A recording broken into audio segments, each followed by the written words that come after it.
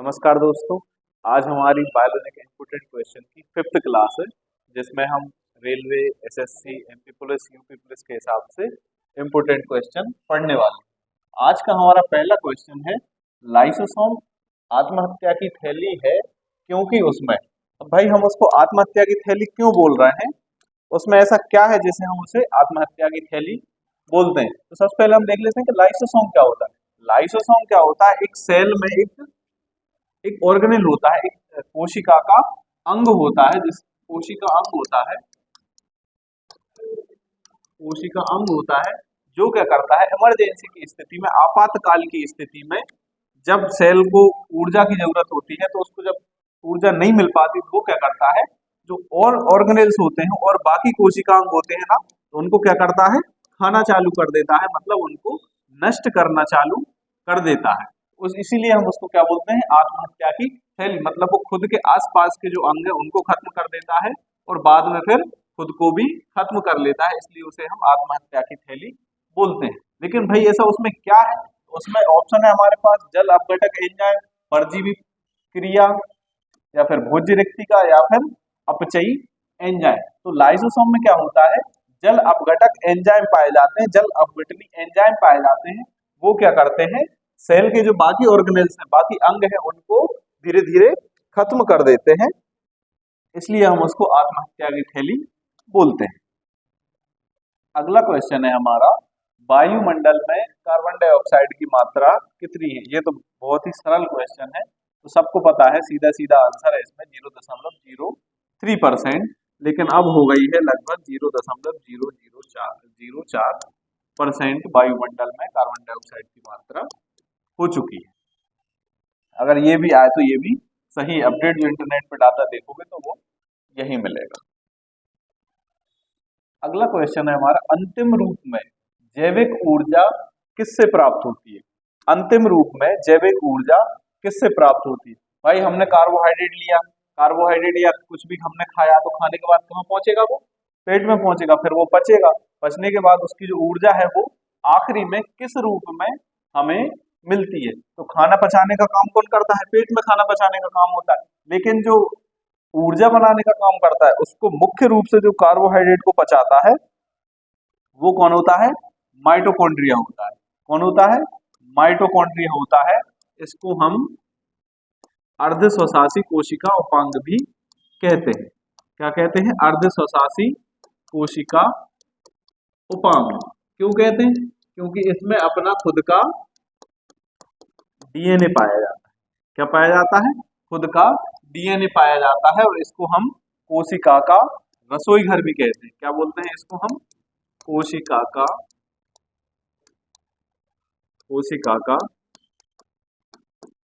रसोई घर भी हम इसको बोलते हैं। अंतिम रूप में जैविक ऊर्जा जो है, जब माइटोकॉन्ड्रिया में जब खाना पचेगा, ग्लूकोज पचेगा, तो किस रूप में प्राप्त होगी? तो वो हमें एटीपी के रूप में प्राप्त होगी। तो अंतिम रूप में जैविक ऊर्जा किससे प्राप्त होती है? तो एटीपी से प्राप्त होती है। किससे प्राप्त होती है हमें ऊर्जा? आखिरी में जाके एटीपी से प्राप्त होती है। खाद्य श्रृंखला या फूड चेन बनी होती है। ऑप्शन है हमारे पास, केवल उत्पादकों से, केवल उपभोक्ता की उपस्थिति से, केवल अपघटकों से, या फिर उत्पादक व उपभोक्ता से। तो फूड चेन किसकी बनी होती है? उसका हमारा आंसर है उत्पादक व उपभोक्ता की। क्यों बनी होती है भाई? तो उत्पादक होगा तभी, यदि उत्पादक है तो उसका उपभोक्ता भी होना चाहिए, तभी फूड चेन कंप्लीट होगी। और कल हमने पढ़ा था कि फूड चेन कैसी होती है? सीधी होती है, अपराइट होती है। अपराइट में सबसे नीचे क्या होती है? यहाँ पे होते हैं उत्पादक। क्या होते हैं? उत्पादक होते हैं, जो कि पौधों को हम बोलते हैं। ये होते हैं ऑटोट्रॉफ, मतलब अपना भोजन स्वयं बनाते हैं, किसी दूसरे पे आधारित नहीं रहते। अगले स्तर पे क्या आते हैं? अगले स्तर पे आते हैं शाकाहारी या हर्बीवोरस। इसमें आ जाते हैं हमारे गाय, भैंस, बकरी। तो ये क्या है? ये एक तरह से उपभोक्ता है। ये क्या है? उपभोक्ता है। इनके ऊपर क्या आते हैं? इनके ऊपर आते हैं कार्निवोरस या मांसाहारी, जिनको हम बोलते हैं। तो वो क्या करते हैं? वो इनको खा जाते हैं। तो फूड चेन जब बनती है तो उसके लिए क्या चाहिए? उत्पादक भी चाहिए और उपभोक्ता की भी जरूरत होती है। अगर उपभोक्ता नहीं होंगे तो फूड चेन कंप्लीट नहीं होगी, और उत्पादक नहीं होंगे तो फूड चेन की शुरुआत ही नहीं होगी। तो फूड चेन बनी होती है किसकी? उत्पादक और उपभोक्ता की। ये दोनों चीजें बहुत ही जरूरी है, प्रोड्यूसर और कंज्यूमर। अगला क्वेश्चन है हमारा, जो पादप जीवन में केवल एक बार पुष्प धारण करते हैं कहलाते हैं। ऐसे पौधे जो जीवन में केवल एक बार ही फूल देते हैं उनको हम क्या बोलते हैं? ऑप्शन है हमारे पास पॉलीकार्पिक, मोनोकार्पिक, निद्वार संपुटी या फिर पेरिकार्पिक। तो जो जीवन में एक ही बार पौधे देते हैं, मतलब ऐसे ऐसे पौधे जो पूरे जीवन में केवल एक बार ही पुष्प धारण करते हैं, वो होते हैं क्या?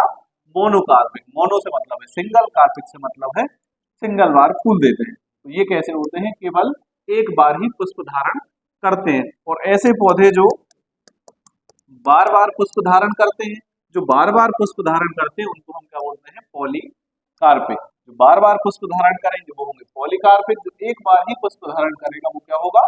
मोनोकार्पिक हम उसको बोलेंगे। अगला क्वेश्चन हमारा, पत्तियों में नहीं होते हैं। पत्तियों में अब इनमें से क्या नहीं होते हैं? ऑप्शन है हमारे पास फ्लोएम, लेंटिकल, रंध्र या द्वार कोशिकाएं। तो पत्तियों में क्या नहीं पाए जाते हैं? लेंटिकल नहीं पाए जाते हैं। पत्तियों में क्या नहीं पाए जाते हैं? लेंटिकल नहीं पाए जाते हैं। अब भाई लेंटिकल क्या होता है? तो लेंटिकल क्या होता है? कोशिकाओं के बीच में कुछ स्थान खाली रहता है, सेल्स के बीच में कुछ स्थान इस तरह से खाली रहता है जिसमें हवा भरी होती है। तो वो स्थान या लेंटिकल जो है ना, पत्तियों में नहीं होते। किसमें नहीं होते? पत्तियों में नहीं होते। बाकी सारी जगह तना और जड़ में लगभग ये चीजें सब पाई जाती हैं। तो लेंटिकल कहाँ पे नहीं होते? पत्तियों में नहीं होते। अब इसमें लिखा है स्टोमेटा। अब स्टोमेटा क्या होते हैं भाई? स्टोमेटा क्या होते हैं? कुछ छिद्र होते हैं। क्या होते हैं? कुछ छिद्र होते हैं जिनके द्वारा बाष्पोत्सर्जन की क्रिया होती है। बाष्पोत्सर्जन मतलब, बाष्पोत्सर्जन क्या होता है? पानी को वाष्प के रूप में, पानी को वाष्प के रूप में मुक्त करना। पानी को वाष्प के रूप में मुक्त करना, ये क्रिया क्या होती है? बाष्पोत्सर्जन की क्रिया होती है। और पानी का जो सबसे ज्यादा नुकसान होता है वो किसमें होता है? बाष्पोत्सर्जन की क्रिया में ही होता है। बाष्पोत्सर्जन की क्रिया में पौधे पानी का सबसे ज्यादा नुकसान करते हैं, क्योंकि जब धूप आती है तो पौधे क्या करते हैं? बाष्पोत्सर्जन की क्रिया करते हैं और वो पानी को उड़ा देते हैं। आगे समझ में। अगला क्वेश्चन है, रबड़ क्षीर वाहिका या लेटेक्स वेसल किससे मिलती है? मतलब जो हम रबड़ प्राप्त करते हैं, वो लेटेक्स जो हमें मिलता है वो पौधे के किस भाग से हमें मिलता है? ऑप्शन है हमारे पास जाइलम, कोर्टेक्स या फ्लोएम या उपरोक्त में से कोई नहीं। तो जो लेटेक्स जो है, लेटेक्स जो रबर हम यूज करते हैं वो मिलता है हमें कोर्टेक्स से। कहां से मिलता है? कोर्टेक्स से। अब भाई कोर्टेक्स क्या होता है? कोर्टेक्स जो है ये होता है तने या जड़ का ऊपरी भाग। मतलब ये अगर तना है, इसका जो यहाँ का भाग होगा, बिल्कुल जो छाल के नीचे जो भाग होगा उसको हम क्या बोलते हैं? उसको हम कोर्टेक्स बोलते हैं। क्या बोलते हैं? कोर्टेक्स हम उसको बोलते हैं। तो तने या जड़ का जो ऊपरी भाग होता है वो क्या होता है? कोर्टेक्स होता है। रबड़ प्राप्त करने के लिए हम क्या करते हैं? यहाँ पे एक चीरा लगा देते हैं, तो उससे वो लेटेक्स जो है ना, बूंद बूंद करके टपकता रहता है और उससे हम रबर का निर्माण करते हैं। इसमें और भी ऑप्शन है, जाइलम। जाइलम क्या होता है? तो ये क्या करता है? जल का परिवहन करता है। मतलब पूरे पौधे में जो जल की आपूर्ति होती है वो जाइलम के थ्रू होती है। फ्लोएम क्या करता है? तो ये क्या करता है? भोज्य पदार्थों का संबंध, मतलब भोज्य पदार्थों को यहाँ से वहां पहुंचाने का काम कौन करता है? फ्लोएम करता है। जल को पहुंचाने का काम कौन करता है? जाइलम करता है। कोर्टेक्स से हमें क्या प्राप्त होता है? लेटेक्स प्राप्त होता है। अगला क्वेश्चन है हमारा, जड़ में पार्श्व जड़ों के निकलने का स्थान है। अब सबसे पहले हमें पढ़ना पड़ेगा पार्श्व जड़ क्या होती है। पार्श्व जड़ कौन सी होती है? जो इधर से जो मूल मूल जड़ के आसपास जो जड़ें निकलती हैं उसको हम क्या बोलते हैं? पार्श्व जड़ें हम बोलते हैं। उनको हम क्या बोलते हैं? पार्श्व जड़ें हम बोलते हैं। तो वो कहाँ से निकलती हैं? ऑप्शन है हमारे पास अंतर त्वचा, बलकुट या कॉर्टेक्स जिसको हम बोलते हैं, मूल त्वचा या फिर परिरंभ। तो हमने क्या पढ़ा था? अगर मान लो ये तना है तो तने के सबसे ऊपरी भाग क्या होता है? छाल होती है। और इसके अंदर क्या होता है, संवहन पूल होता है, जिसके अंदर क्या होता है, जाइलम होता है और फ्लोएम होता है। क्या होता है, जाइलम और फ्लोएम दोनों पाए जाते हैं। तो इनके जो बाहरी भाग होता है जाइलम फ्लोएम का, वहां पे पाया जाता है ये परिरंभ। क्या पाया जाता है, परिरंभ पाया जाता है। तो परिरंभ से ही पार्श्व जड़ें हमें प्राप्त होती है। कुछ देर पहले हमने एक और क्वेश्चन देखा था, कोर्टेक्स से हमें क्या प्राप्त होता है, तो कोर्टेक्स से हमें लेटेक्स प्राप्त होता है, जो रबर जिसका हम उपयोग करते हैं। मेंडल अपने प्रयोग में सफल रहे, क्यों सफल रहे भाई, उसका कारण हमें यहाँ पे बताना है। ऑप्शन है हमारे पास, उन्होंने एक समय में केवल एक लक्षण का अध्ययन किया इसलिए सफल रहे, उन्होंने निरीक्षण का पूरा ब्यौरा रखा, मतलब पूरे उन्होंने लिखा पढ़ी करके रखी थी, पूरा नियम कानून से उन्होंने लिख लिया था। तीसरा ऑप्शन है उन्होंने F3 तक, अब भाई F3 क्या है, F3 तक अध्ययन किया। F3 क्या है, मतलब उनने तीसरी पीढ़ी तक, तीसरी पीढ़ी मतलब थर्ड जनरेशन तक उन्होंने क्या किया था, अध्ययन किया था। मतलब उन्होंने पहली जनरेशन लगाई तो उससे कुछ पहली प्रोजनी प्राप्त हुई, उसको हम बोलते हैं F1। फिर यहाँ से जो F1 निकले तो उनसे क्या हुई, दूसरी जनरेशन प्राप्त हुई, तो उसको हम क्या बोलते थे, F2 बोलते थे। और यहाँ से और जनरेशन प्राप्त हुई तो उसको हम बोलते हैं F3। तो मेंडल ने क्या किया था, F3 तक उन्होंने अध्ययन किया था। हमारे पास तीनों ऑप्शन हमारे सही है, इसका हमारा आंसर क्या होगा, उपयुक्त सभी, क्योंकि उन्होंने क्या किया था, एक समय में केवल एक लक्षण का अध्ययन किया था। अगर वो एक से ज्यादा लक्षण का अध्ययन करते तो शायद ऑब्जर्वेशन को प्रॉपर तरीके से नहीं ले पाते। तो उन्होंने एक समय पे एक ही लक्षण का अध्ययन किया, जैसे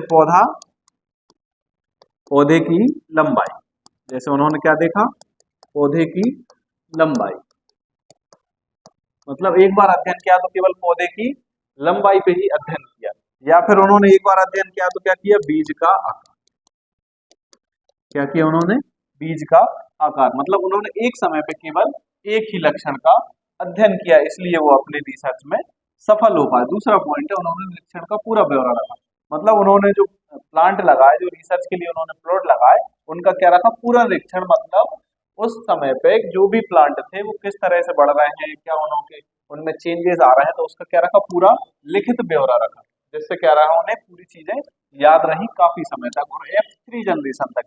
क्योंकि जब हम देखते हैं कि अगर उन्होंने प्लांट लगाया, पहला प्लांट लगाया, इसकी दूसरी जनरेशन आई, तो दूसरी जनरेशन में शायद हमें रिजल्ट अच्छा नहीं मिल पाता, लेकिन उन्होंने कहाँ तक अध्ययन किया, तीसरी पीढ़ी तक अध्ययन किया, मतलब F3 जनरेशन तक उन्होंने अध्ययन किया, इसलिए वो अपने प्रयोग में सफल रहे। अगला क्वेश्चन है, जीन म्यूटेशन उत्पन्न होता है। भाई जीन में जो म्यूटेशन है वो कहाँ से उत्पन्न होता है, क्यों उत्पन्न होता है, ये हमसे पूछा गया है। सबसे पहले हम देख लेते हैं म्यूटेशन क्या होता है। तो म्यूटेशन क्या होता है, sudden change in DNA, sudden change in DNA, मतलब आपके डीएनए में अचानक से परिवर्तन क्या होता है, म्यूटेशन होता है। और ये बहुत ही कम ऐसा होता है कि लाभदायक हो, हमेशा ये नुकसानदायक ही होता है। तो म्यूटेशन थ्योरी किसने दी थी, तो वो दी थी एक साइंटिस्ट थे, उनका नाम था ह्यूगो डी बरी, ह्यूगो डी बरी उनका नाम था। उन्होंने क्या दी थी, म्यूटेशन थ्योरी दी थी, उन्होंने म्यूटेशन के बारे में बताया था।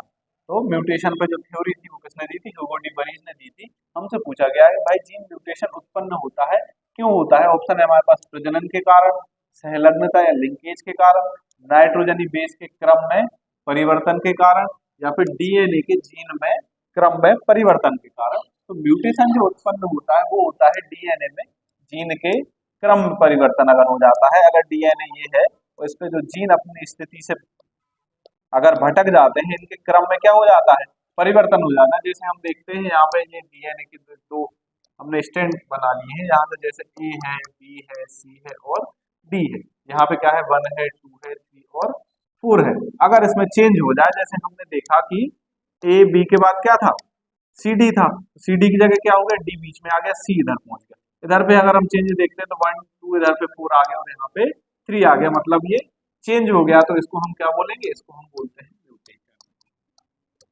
इसको हम क्या बोलते हैं, म्यूटेशन बोलते हैं। आ गया समझ में। तो म्यूटेशन कई प्रकार से होता है, जीन पूरी की पूरी टीम इधर लेके आ जाते हैं, मतलब अपना पूरा जीन का जो ग्रुप है वो पूरा का पूरा चेंज हो जाता है, या फिर सिंगल जीन चेंज होता है, तो उसको हम बोलते हैं म्यूटेशन। अम्ल वर्षा में क्या होता है?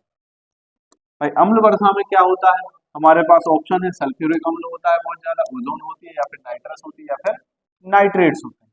तो अम्ल वर्षा में क्या होता है? SO2 मतलब सल्फ्यूरिक अम्ल होता है, और अम्ल वर्षा का जो पीएच होता है वो होता है 5 से लगभग 5.5 तक उसका पीएच होता है। क्या होता है? 5 से 5.5 उसका पीएच होता है। बहुत ही ज्यादा एसिडिक हो जाती है तो उसका 4 तक पीएच आ जाता है। और अम्ल वर्षा से क्या होता है? अगर अम्लीय वर्षा होती है और उस वर्षा में हम नहा लेते हैं या फिर भीग जाते हैं, तो हमारे स्किन पर रैशेस वगैरह और इस तरह की समस्या होने लगती है। और बहुत अधिक अम्लीय वर्षा अगर होती है तो वनस्पति भी कई बार नष्ट हो जाती है। एसिड रेन में क्या होता है? एसिड रेन में होता है सल्फ्यूरिक अम्ल। ओजोन क्या होती है? तो ओजोन एक परत होती है जो सूर्य की पराबैंगनी किरणों से हमें बचाती है। मतलब इससे जो रेडिएशन आ रहा है वो रेडिएशन से हमारी रक्षा करती है। मतलब जो भी रेडिएशन आते हैं तो ओजोन परत क्या करती है? उसको ऑब्जर्व कर लेती है और हम तक नहीं पहुंचने देती है। अगर डायरेक्ट रेडिएशन हम तक पहुंचेगा तो बहुत सारी स्किन डिसीज हमें देखना पड़ेंगे, स्किन कैंसर जैसी समस्याएं पैदा हो जाएंगी। तो अम्ल वर्षा में क्या होता है? अम्ल वर्षा में सबसे ज्यादा क्या होता है? सल्फ्यूरिक एसिड होता है। अगर बारिश में जो है ना, बारिश के पहले SO2 की मात्रा वातावरण में बहुत ज्यादा बढ़ जाएंगी तो क्या होगा? एसिड रेन का सामना करना पड़ेगा। अगला क्वेश्चन है हमारा, भोजपत्र किससे मिलता है? हमसे पूछा गया है भोजपत्र। अब भोजपत्र से ये नहीं है कि भोजन वाला पात्र, ये भोजन वाला पात्र नहीं है। ये जो भोजपत्र है ये एक एक पत्ता होता है, एक पेड़ का पत्ता होता है जो कहाँ पाया जाता है? पहाड़ी क्षेत्रों में पाया जाता है। कहाँ पे पाया जाता है? पहाड़ी क्षेत्रों में या फिर हिमालयन क्षेत्रों में, हिमालय के आसपास। तो इस पे हम क्या करते हैं? इसका यूज कहाँ किया जाता है? तो इसका यूज किया जाता है पवित्र मंत्रों को लिखने में। पवित्र मंत्रों को लिखने में इसका यूज किया जाता है। और ये कहाँ से मिलता है? तो हमारे पास पहला ही ऑप्शन हमारा सही है, बिट्यूला के छाल से। बिट्यूला की छाल से हमें क्या प्राप्त होता है? भोजपत्र प्राप्त होता है, जिसका उपयोग कहाँ किया जाता है? पवित्र मंत्र को लिखने में। भोज पात्र से खाने का पात्र का मतलब नहीं है इसका। क्या है? इस पे हम पवित्र मंत्रों को लिखते हैं जो हम ताबीज वगैरह में डाल लेते हैं। अगला क्वेश्चन है, एडवर्ड जेनर। एडवर्ड जेनर एक साइंटिस्ट थे, तो उन्होंने किस चीज की खोज की थी? ऑप्शन है हमारे पास, स्मॉल पॉक्स के वैक्सीन की, चिकन पॉक्स के वैक्सीन की, या फिर मिसेलस के वैक्सीन की, या फिर कोलेरा के इम्यूनाइजेशन की। तो हमारे पास ऑप्शन क्या है? Small pox, chicken pox, measles, या फिर कोलेरा। एडवर्ड जेनर जो साइंटिस्ट थे उन्होंने स्मॉल पॉक्स का वैक्सीन बनाया था। उन्होंने क्या किया था? स्मॉल पॉक्स का वैक्सीन बनाया था। स्मॉल पॉक्स में क्या होता है? पूरी शरीर पे छोटे छोटे क्या होते हैं? फुंसी टाइप की बन जाती है, डॉटेड फुंसी बन जाती है, जो काफी पेन होती है और काफी समय तक रहता है। इसको हम हिंदी में क्या बोलते हैं? छोटी माता भी हम इसको बोलते हैं। ये क्या है? एक वायरल डिसीज। चिकन पॉक्स भी सेम होता है, बस इसमें जो डॉट होती है वो थोड़ी सी बड़ी हो जाती है। कैसी हो जाती है? बड़ी हो जाती है। तो एडवर्ड जेनर ने क्या करा था? स्मॉल पॉक्स के लिए एक वैक्सीन बनाया था। वायरस से बचने का एक ही तरीका होता है, वो क्या होता है? वैक्सीनेशन होता है। और वैक्सीनेशन को ही हम क्या बोलते हैं? वैक्सीनेशन को ही हम क्रॉस प्रोटेक्शन इसको हम बोलते हैं। क्या बोलते हैं? क्रॉस प्रोटेक्शन हम बोलते हैं। मतलब हम उस बीमारी से बचने के लिए ही उस बीमारी के जो भी कॉजल ऑर्गेनिज्म है उसको अपनी बॉडी के अंदर डाल देते हैं, वही होता है वैक्सीनेशन। आया समझ में? क्षय रोग या फिर टीबी का जो वैक्सीन था, टीबी में कौन सा वैक्सीन लगता है? BCG। टीबी में कौन सा वैक्सीन लगता है? BCG। इसको किसने बनाया था? इसको बनाया था रॉबर्ट कोच ने। किसने बनाया था? रॉबर्ट कोच ने टीबी या फिर क्षय रोग के वैक्सीन की खोज की थी। और एडवर्ड जेनर ने स्मॉल पॉक्स के वैक्सीनेशन की खोज की थी। अगला क्वेश्चन है, एंटीजन क्या होते हैं? एंटीजन क्या होते हैं? हमारे पास ऑप्शन है, या तो एक एंजाइम होते हैं, या उपजात पदार्थ होते हैं, एक प्रोटीन होता है, या फिर एक हार्मोन होता है। एंटीजन जो होते हैं वो क्या होते हैं? हमारे एक प्रोटीन होते हैं। प्रोटीन को ही एंटीजन, मतलब एंटीजन जो होता है वो एक प्रकार का प्रोटीन होता है। आया समझ में? एंटीजन से रिलेटेड एक और चीज है, वो है क्या? एंटीबॉडी। क्या है? एंटीबॉडी।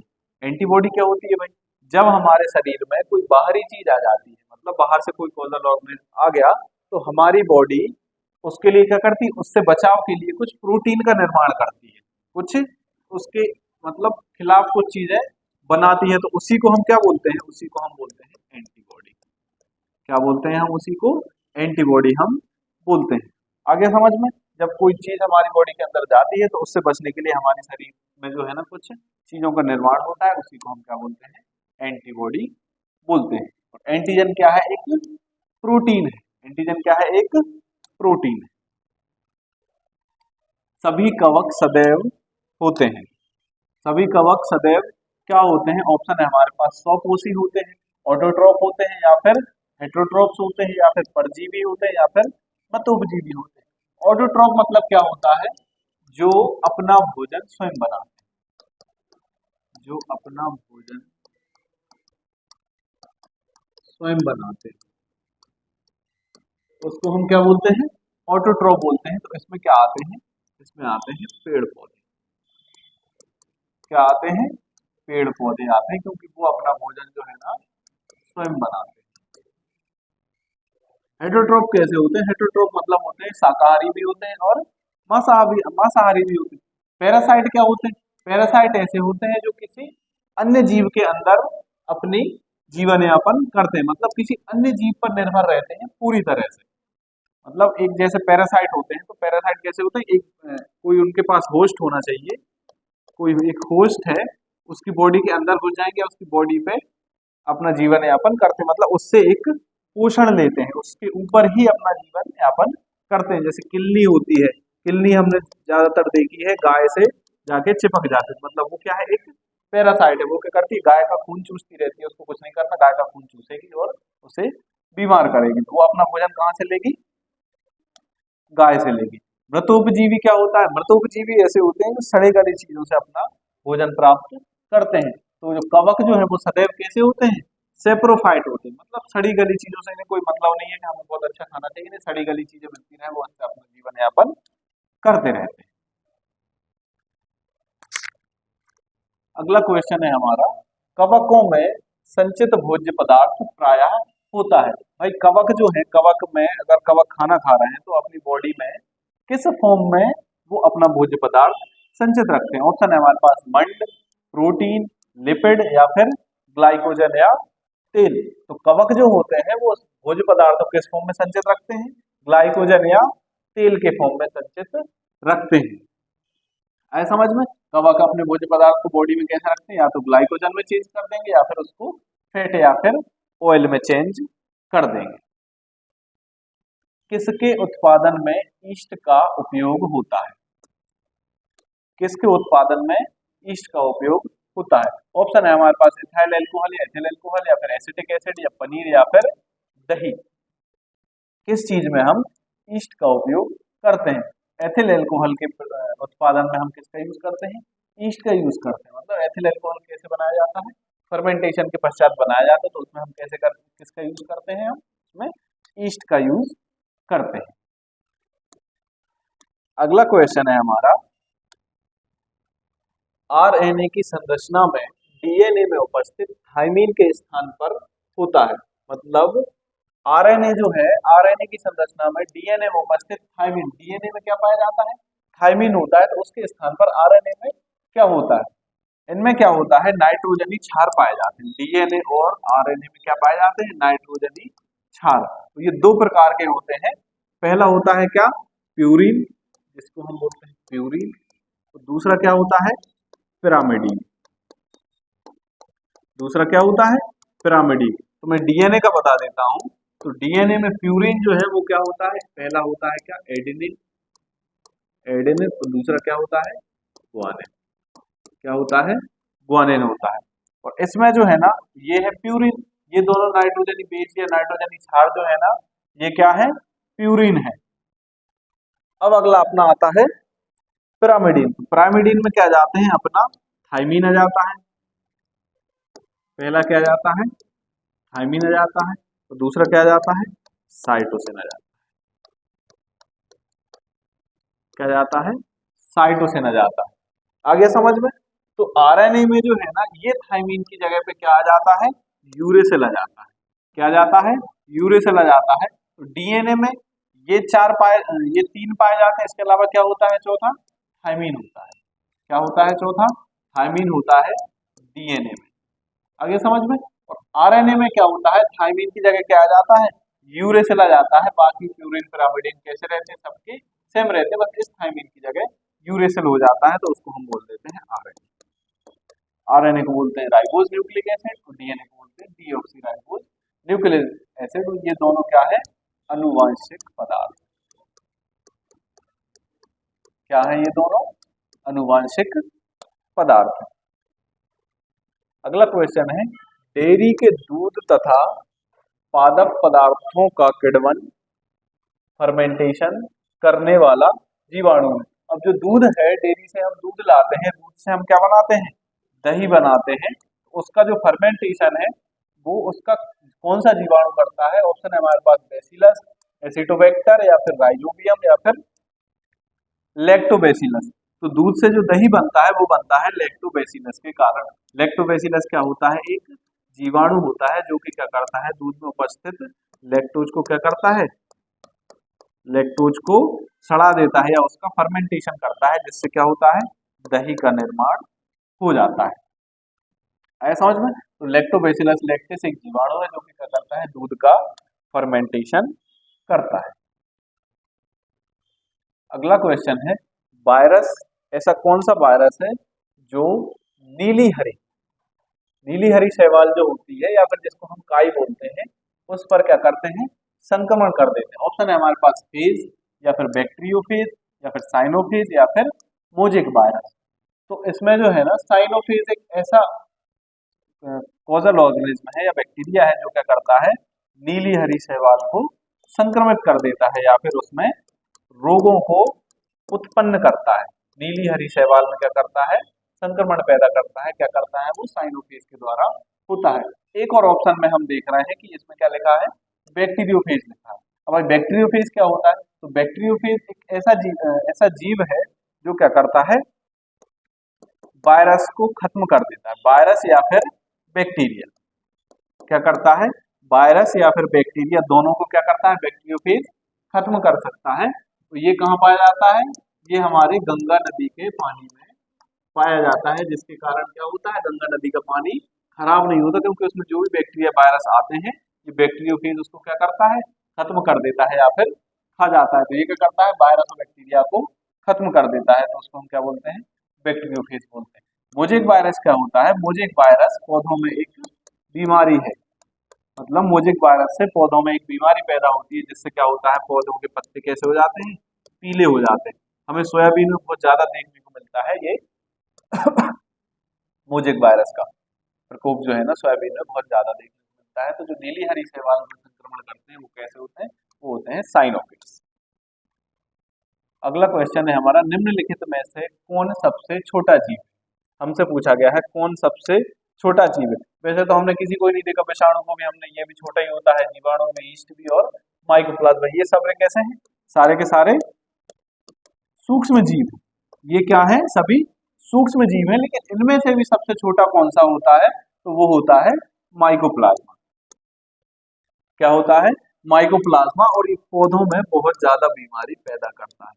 माइकोप्लाज्मा क्या करता है, पौधों में बहुत सारे तरह की बीमारी पैदा करता है। एक बीमारी में बता देता हूँ, वो क्या है, लिटिल लीफ ऑफ ब्रिंजल। मतलब लिटिल लीफ ऑफ ब्रिंजल किससे होती है, तो वो माइकोप्लाज्मा के थ्रू होती है।